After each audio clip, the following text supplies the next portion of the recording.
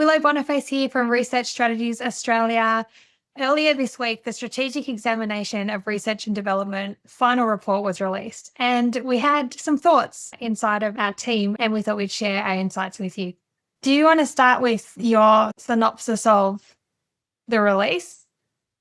Sure. So my first impressions reading through it were primarily that most of the ideas that are in there have been surfaced before. So it was really rehashing things going back to the 2007 Productivity Commission review, and then Cutler, and then NISA, ESA, and other failed initiatives. The second thing I thought as I went through was how misaligned the proposed strategic foci are to where our actual economy sits, which isn't necessarily a value judgment, simply to say that it's worth calling out that what it implies is an actual shift in our industrial base in order for it to be realised. So effectively shifting out of our service-based economy into manufacturing and other high value adding industries that we don't have a large footprint in, and which others have a much bigger head start than us. They're well entrenched incumbents. And then the third thing that struck me was the idea that there will be a third research council effectively whose budget or the funding that it allocates is equivalent to ARC and NHMRC picking up all these programs. The kind of addendum to that point is that all the programs, or a lot of the programs that it picks up, are not factored into forward estimates or have been flagged as wrapping up in the near future. So the value of that is questionable anyway. But they're my kind of negative thoughts. There are good things in there, but they're my negative thoughts. You want to share the good ones? What you thought were positive ones? And actually noting that they did talk in the introduction about new industries. So it was spoken to, but perhaps not as extensively or deliberately as we're making a significant shift in what we're backing in Australia. Yeah, and I think what we're also leaving out, which is our 3 or 4 of our top 10 largest export industries are all in services, none of which are represented in those focus areas. And the vast majority of our employment happens in those services sectors as well. So it's actually about a very large scale transformation of the industrial base of the country. That's a positive, potentially, but it might come at the cost of what we're actually currently good at and what we've got competitive advantage in as a nation. Yeah, I'd agree. And so, Adrian, did you have any first reflections on the cert? Yeah, look, I agree on a lot of that. I think we've been here before feeling as you're going through it. And while Tim mentioned the Cutler Review, there was more of a focus there on the system, but it still had a National Innovation Council, right? So there's still that thought that needs to be the government role here as the coordinator of that reindustrialisation almost of the country. It's the reform agenda. It's how do we create new industry, diversify the economy, all that sort of thing. This is not new, like it's been diagnosed before. And I guess the proposals are in some part positive to reaffirm what's needed. Absolutely. Jagadesh at the Academy, I think, said the good time to do this was 30 years ago, but we should probably spend the next 30 years doing it. So yeah, this is long-term structural reform. These are not short-term sort of turnarounds into what we do. So I guess the report is positive and tries to map out a pathway to that, and there's no surprises there in regards to what we're not doing. But there are questions for me around, out of this, where is it actually headed? What does that look like at the end? And what's the investment required to get it there? Collapsing existing programs, Tim, as you say, that have struggled to really get the cut through that of developing whole new industries and whole new sectors. They just haven't been at the scale. And to do the math on this, I guess my question is then around, even if you collapsed them and created a mega fund of which, isn't necessarily secure even at the moment, then there are questions there. It's not just government committing to the reforms, but committing to the funding to support the reforms. Still a big unknown. And of course, that's where my mind goes to about setting those, if you like, those support structures in place. But the other part I would say is back on, also on Tim's point around selecting pillars. I can see why they do it. It simplifies some of the conversation, but they've just identified all areas that we already have it strength in and have competitive advantage. And so you're not really reforming those industries at all, but it just needs that, again, the discussion of how you're supporting those industries adequately to make more of their competitive advantage. And I think there are still gaps in the report in that regard. Willow and Phil, sorry, I want to turn to you guys for a moment because you've both worked on the university side, but also with industry a lot around R&D, tax, grants, funding, etc. I'd be keen on your views from the outside in or the industry into the report as well. Maybe Willow?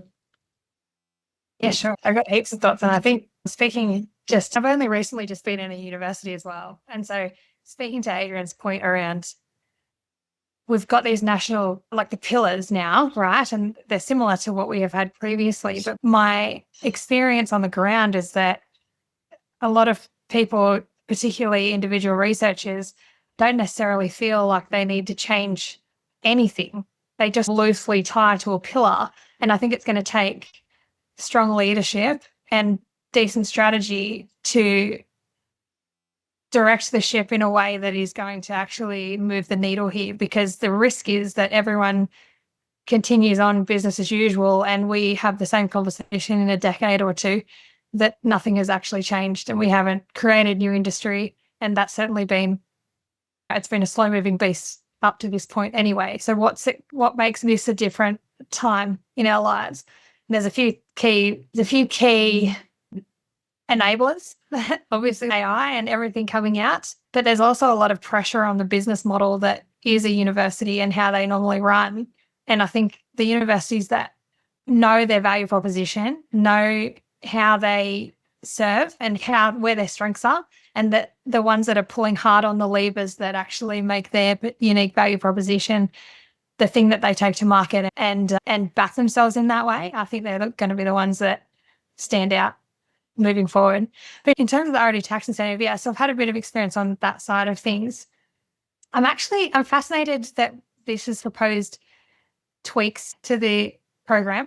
It's fine. All programs aren't perfect and there can always be tweaks, but I genuinely believe, like they talked about incentivizing SMEs. We have honestly one of the most appealing schemes in this regard in the world. There's a 43.5% refundable cash back in their pocket for SMEs that do R&D, depending on their size. That is as best as you're going to get in the world. So I don't know that the scheme fundamentally is the issue, but as we've crunched up some numbers before, where only 3% of the R&D expenditure happening in the private sector is coming into the higher ed sector, there's the mechanism and the lever to pull there isn't to change the scheme. I don't think it's to fix the pipeline and to fix the communication barrier and to fix whatever is happening to create friction where more money isn't coming in from private sector. And there's lots of pieces to that puzzle. But my initial take is potentially not that the scheme is broken or that needs fixing, but that it's the communication and the use of the mechanism, that it is an incentive, it is a carrot in this space, and let's use it as much as possible. And lastly, we've had a conversation recently with one of the largest R&D claimants in Australia, arguably, and their take on it was that they're going to be a fast follower rather than a leading innovator. And that's a really interesting signal from some of our biggest companies investing in R&D, that they don't see the value at this point in time in investing in R&D. And we need to, I think that it did speak to increasing the incentives for larger companies and multinationals to come and do their R&D in Australia. And I have actually in recent consultations have heard of people deliberately setting up their business structures to leverage that incentive.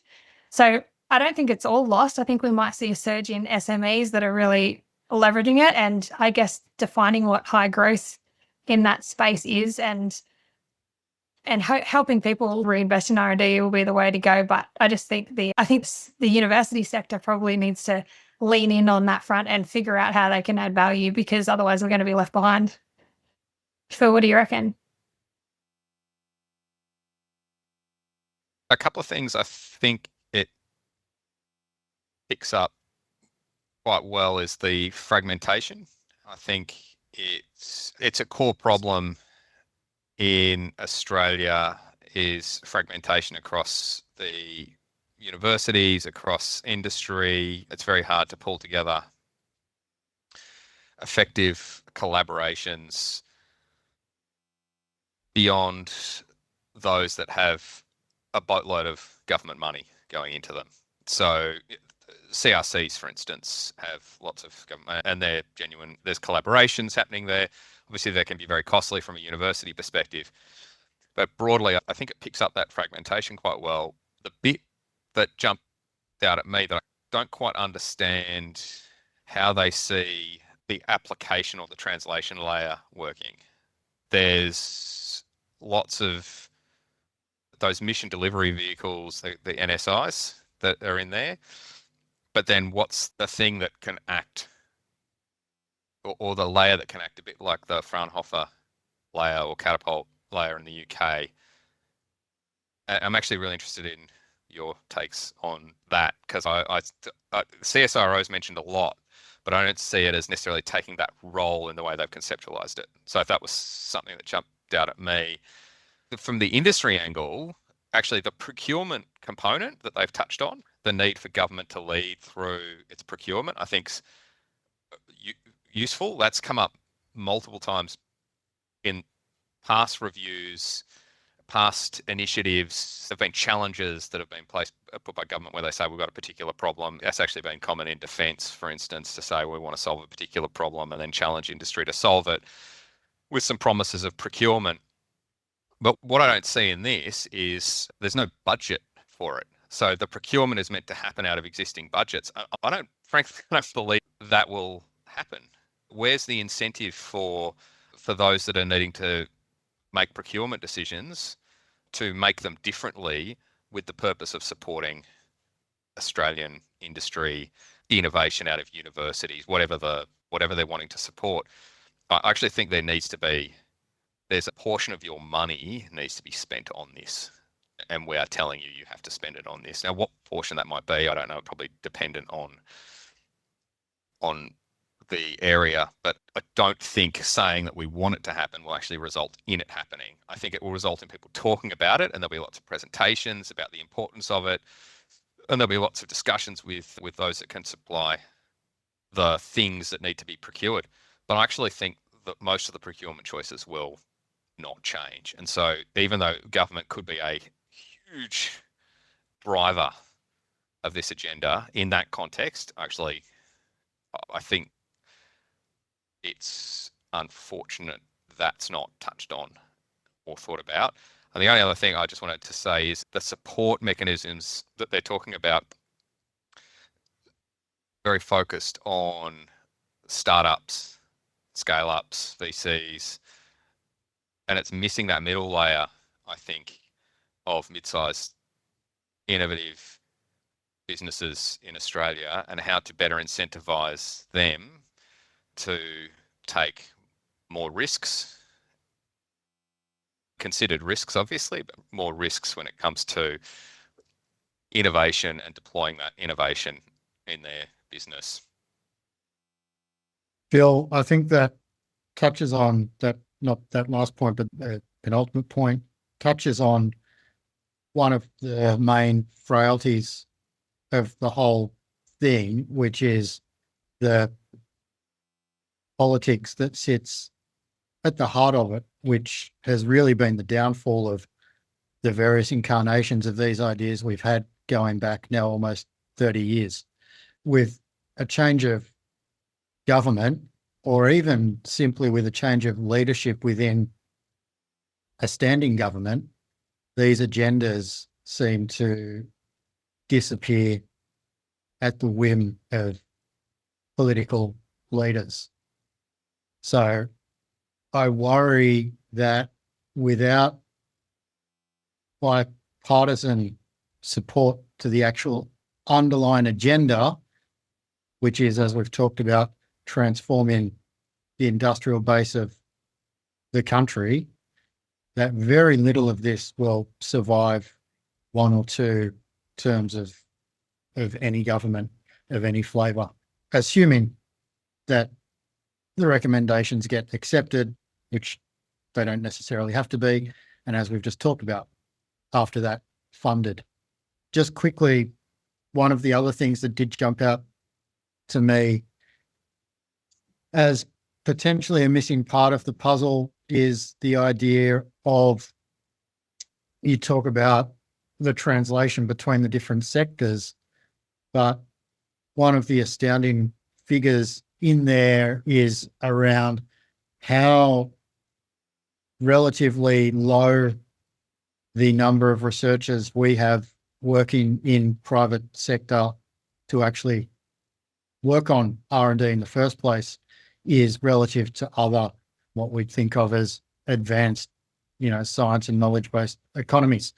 So I think there's a proposal for 1,000 PhD top-up stipends in there and some other marginal activity, but that takes us from very small number of researchers in the private sector to very small plus an extra 1,000. It doesn't shift the dial, which is really, I think, where a lot of that translation gap happens. It's not, translation's probably a misnomer, and Tony Peacock from CRCA was always keen to call me out on this. A lot of the research has to happen in the private sector. It's not a question of it happening over here and being transmitted and received over here. It's not just that absorptive capacity, but it's actually the ability of private sector to do research in the first place in this country is limited by the lack of researchers working in private industry, where most of them are actually still over in research organisations like CSIRO, like universities, etc. I think that's one of the missed opportunities here, is to actually say what we need is a change in the workforce over in the private sector in the first place to facilitate that transition to a different industrial base. Yeah, it's a really good point. I think those numbers jump out as well. And I immediately think of, you get what you ask for, right? So when we've got programs that only support R&D or primarily support R&D, and we're even talking in this context of the public providers of that R&D, is that they then will be the ones producing the bulk of the research by weight of numbers, and so therefore end up being the focus. And yet part of this CERT report for me, and I think as much as it's been well received, has also some questions around it, is that the government might simply look at, or be looking at this as a lever for industry policy, for industry reform, and using the R&D sectors to do that. And I think if that's to be done, then the systems themselves need to open up. And I think about this in the context of the Horizon discussion, which is going on about joining Horizon. It's an attractive program to join because you're all in there with exactly those sorts of companies that are doing R&D, that have researchers sitting in the private sector, that are funded through the Horizon program to be working with you on your research. We don't have that here quite in the same quantum. We have elements of it in the like the CRC program, etc., but it's not embedded across our system. And so I think that flow of public funding across the system needs to be able to redistribute itself. Otherwise, you're not going to achieve what you're looking here to do, which is to build up that private sector R&D capability. If you're loading the risk all on the private sector to fund the activity up front out of its current budget before you've even got out through the starting gate, as we often do here, and look at industry as the sponsor of the research rather than the doer of the research, back to Tony's point, then we've got to give up a little bit to get a lot back, I guess is what I would say in that sense. You won't get the growth on the industry side unless they're part of that funding channel, like the European model that we so like, and we'd like to pay our way to be part of. we need to learn those sorts of lessons, I think. And we haven't quite got the articulation's not there at the moment in the report, because I don't think it's part of the cultural thinking here of how we think universities should be supportive and how universities translate their knowledge. So I think it's part of this. The interest for me here is whether there will be discussion about this is not so much even about the quantum of funding, but it's accessing the capability, back to Willow's points around it's the support's there, but how do we get them to access the capability? And it might be like expanding the toolkit a little bit around how the funding mechanisms work. What's the piece of the European model that works so well, Adrian? Well, in its program design, it's set up so that industry can be funded on the challenge just as the agency can be funded or a university can be funded. So you're coming together as a true consortia rather than the university is going to be submitting the application, so that then industry, they're going to be leveraged to co-contribute to that. Industries that get involved, they will contribute. All of this is really getting researchers in both the public and private sector to spend their time on the challenge and bring capability to it. For me, that's probably part of this, is that these sorts of discussions have been going on out in the sector, pushing very hard to be associated with Horizon. Yeah, it's a great program, but maybe we could look at some of why it's great and can we translate that here? I've got a question for you on that, Adrian. Do you know, how do they treat contributions from the businesses that are participating in those research projects? Is it the same? Do they need to make cash contributions, given that's one of the big constraints for particularly SMEs in the Australian system, outside of the, say, CRCP, where you cash and in-kind are treated as equivalent? A lot of programs require a cash outlay from the business in order to get the grant support. The university obviously takes a more, they're typically providing in-kind support. What's the structure in Europe? And if you don't know off the top of your head, that's okay. I was just interested to know, because that's something that's been in my mind, is the popularity of CRCP. It's a heavily oversubscribed program. It's a collaboration. It's a small-scale collaboration for universities and businesses to come together. Things that can certainly be improved in the way that's done and the way it's funded, and yes, but the reality is it takes away one of the huge constraints. I can contribute my expertise and my time to this in order to achieve a research objective, and that is incredibly appealing to lots of smaller businesses. I'm wondering if that is how the European program works.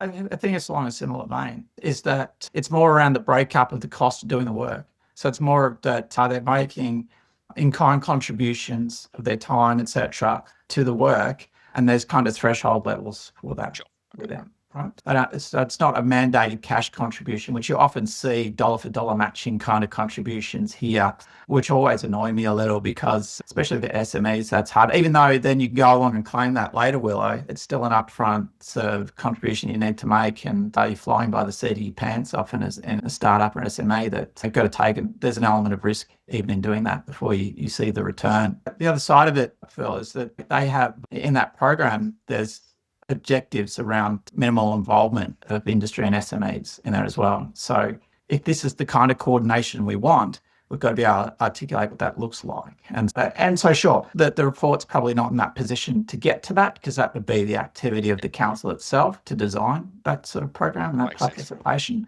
But I think it'd be well-versed to learn the lessons of that, in terms of, because if you model then what that means is the toolkit's there. You've got some fluidity in how you engage with research providers. You're either paid or you're sponsoring. It just depends on what your needs are as an industry, as opposed to just having a very linear path we have at the moment about being really the sponsor of a lot of activity most of the time, apart from, as you say, where there are examples where that's perhaps not as restrictive as what it is out of.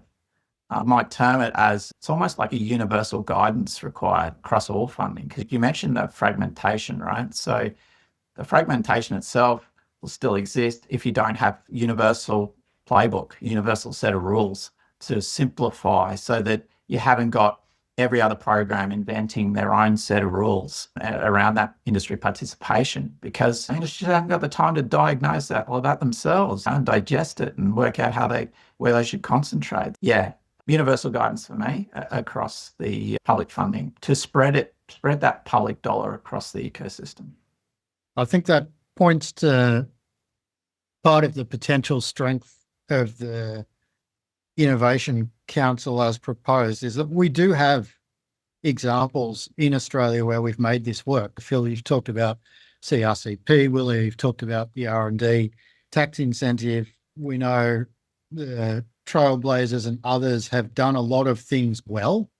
The possibility of potentially collecting those lessons and consolidating that under a limited number of ARC or NHMRC-like schemes, potentially streamlining and simplifying a lot of that complexity may actually be the most beneficial thing that comes of any of this, if it is to come to pass. As we said, without Prime Minister level support, without council that kind of has real teeth and authority, not just an advisory status, and without a kind of cross-party compact that this is a thing that needs to continue for decades, it's hard to see that come into fruition. But there is an opportunity there to actually consolidate the things that do currently work across the sector, which people do and which do what they're supposed to do.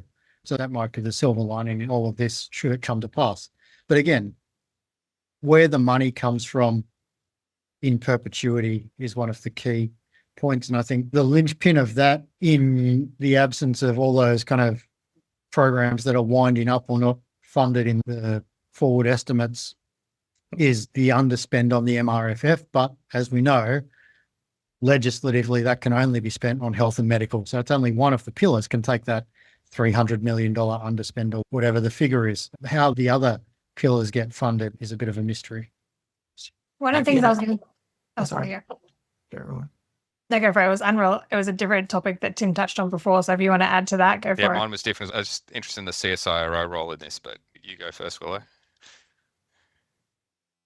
I was going to pepper Adrian with some questions. Yeah, absolutely. It's pretty much like it's one of the recommendations to bulk up the funding for CSIRO. As ex-CSIRO, what are your thoughts on that, Adrian?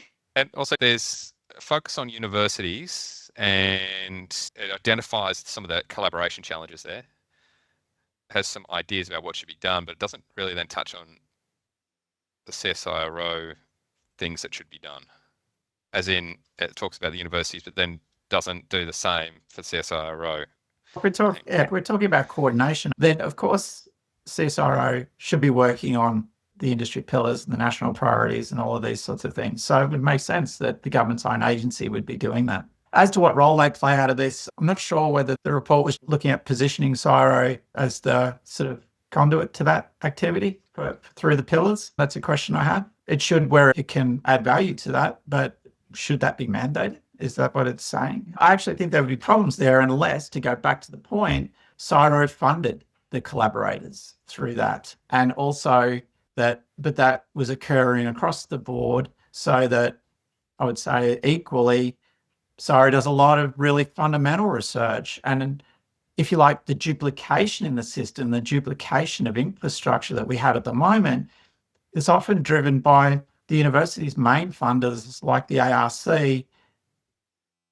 You have real difficulty participating in an ARC project as a CSIRO researcher. But why can't a university lead fund a CSIRO researcher to be part of their ARC project? Can't at the moment, can't receive it, not treat it as their money. But it's all public money. So my point that I would see is that there is duplication and competition as a result of the guidelines and the funding rules that we have in place at the moment. For me, that's one of the easy wins in this, in terms of better reducing fragmentation. It's not that different programs exist, but they exist under different rules and they're applied differently. So yeah, that's my response to that.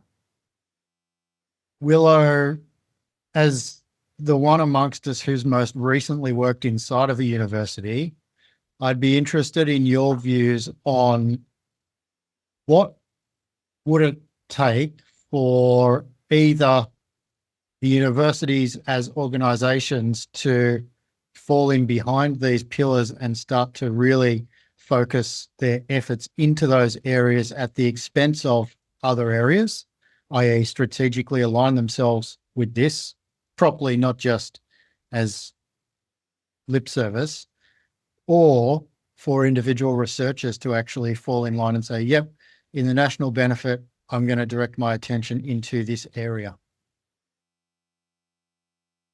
It's a really good question, because there's the real risk that there's lip service paid.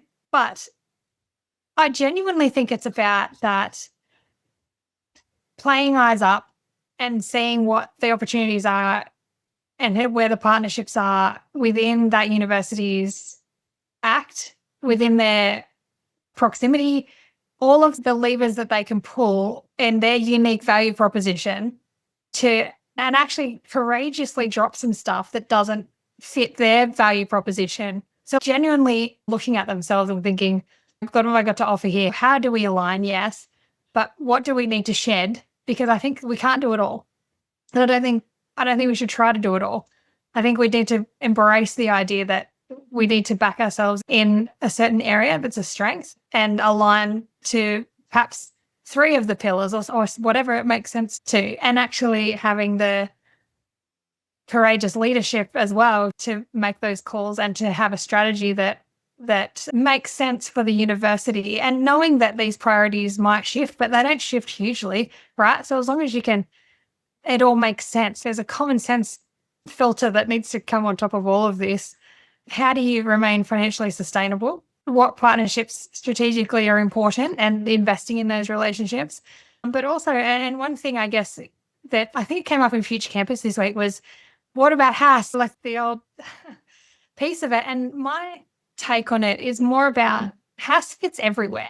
I love that there's some amazing things happening in HAS, but there's also, they need to complement all of those pillars as well. Like, they may seem heavily STEM focused, but I think that they're enabled by HAS subjects, HAS disciplines. And so genuine multidisciplinary research and large projects with long-term horizons that people can sink their teeth into, see themselves in, and go for it. That's the type of strategy work that we do. And you can see how much it's motivated, like, internally.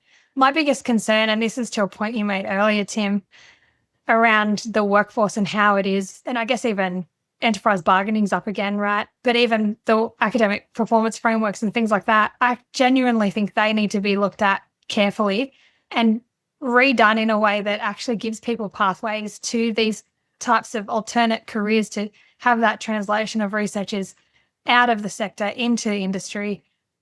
That all has to happen mechanically and systematically with those types of policy documents. And I think when there's clean pathways like that, and you can choose your adventure as an academic to go, okay, I want to be more industry focused, then my performance doesn't need to be measured traditionally. It needs to be measured a little bit differently, and really embracing that. There's not many people like ourselves included who have stayed in academia after doing our PhDs, and what the other pathways look like. If those pathways were smoothed out a little bit and rewarded and incentivized, then that could be a real game changer.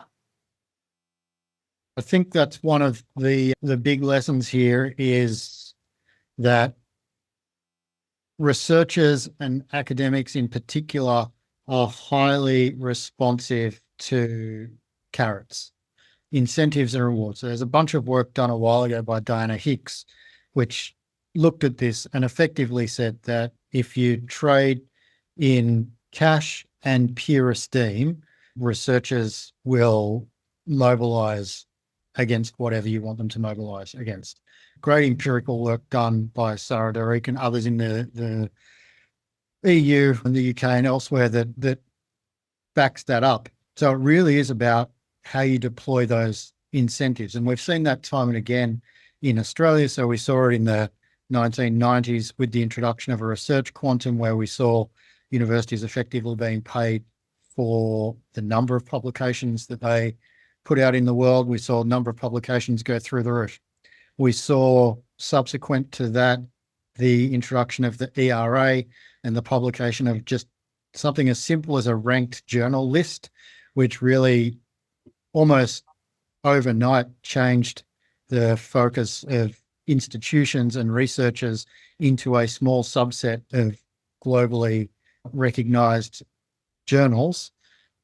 Not saying these didn't come at the expense and didn't have perverse outcomes, but we've seen time and again that Australian researchers and researchers around the world are highly responsive to these incentive mechanisms. So there is actually a lever there that you can pull that will drive change. On that, yes, we're going to get creative.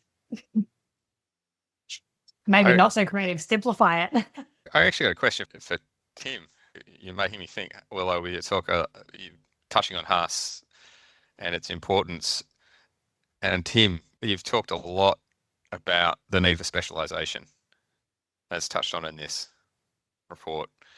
I've been thinking about that. There's a line in there about providing flexibility to enable universities to pursue research specialisation through regulatory reforms.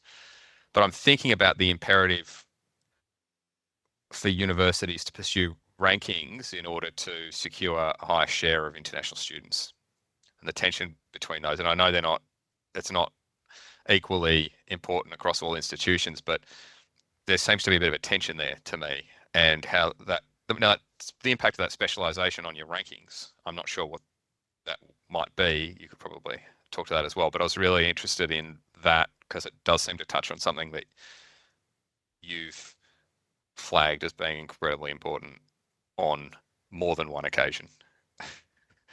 So I think there's an additional moving part in there, which is the TEXA requirements for meeting the research threshold standards to be a university in the first place, where it's got to be at least 3 broad fields of education or 50% of the fields where you deliver teaching and training have to be at world standard. So that's a baseline. On top of that, though, I think the idea of differentiation is a good thing. Differentiation of mission and purpose.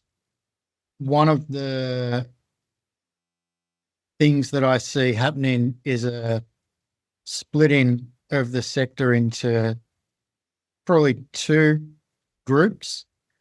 And the first group is probably only 4 universities. And those 4 universities are, in my view, locked into the model of research rankings to drive international students to cross-subsidize the very large proportion of Category 1 overheads that they have to wear, which is a structural design element of our current funding system. I don't believe that those 4 biggest unis can extricate themselves from that model. So their strategy has to be entirely about remaining broad-based and competing in a global race for talent and students. And that has benefits. That's in the national interest. There's no question about that. But that's a very small group of universities that are locked into that. What I see below that is a number of universities like University of Western Australia and the new Adelaide University that can extricate themselves from that model through their relationship with state government and being real engine rooms of the creation of state values. And then I see a lot of mid-sized and smaller universities that really will benefit from deeply specialising in a few key areas. That should be, I think, as Willow was alluding to before, in an eyes up way, to borrow her touch football analogy, where Just they're keeps looking, giving, Tim. where they're looking out at the world and saying, what do our stakeholders in the world actually need from us, and how do we create an organisation that can deliver value to those stakeholders and turn them into beneficiaries of what we actually do. And that requires tough decisions, to Willow's point, around what you do and what you don't do to deliver that local value and justify your research existence to the local communities that you're embedded within. But again, back to the Texas point, they have to be aligned now legislatively with the areas that you teach in.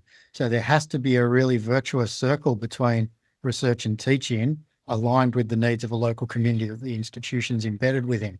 A few universities have cottoned onto this and are trying to do that in earnest, but many haven't and are still trying to chase after that elusive model of being broad-based, excellent or world standard in all of the things that they do, while still asking for more grant money to be put into the system. As the CERT recommends, more of the overhead to be covered and more internationals to be allowed in the country. That's a losing game for all except 4 universities in this country. There you go. Heard it here first, folks. In my humble opinion. Tell us what you really think, Tim. So is there a risk to the aspiration then here because of that structure? Because we're really talking about, I guess I'm noting down that there's, at a cert, I really take away here, there's more coordination, there's sort here, but not necessarily more capacity. And there's more oversight without more investment and more structure without more flexibility. So it risks those transformations as you talk about in terms of specializations, etc.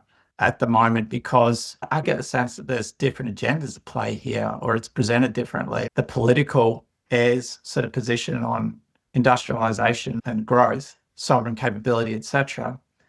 And I think how it's been, might be, or at least looks to be received by some, that this is going to fix our R&D funding problems, when it's not even touching on that at the moment. It's, so what are you willing to give up to have the security, but to a degree it doesn't have the security behind it either. So anyway, that's my concerns around that notion of coordination without flex.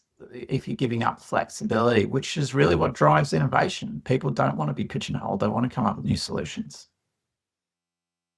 I think on the funding question, Adrian, sorry, Willow, the diagram up front of the CERT document probably very overly optimistically says, as we move down this pathway, industry will be investing more, which will then go back into the growing the pie. And that's the virtuous kind of feedback loop that's going to ensue. I'm deeply skeptical that will happen.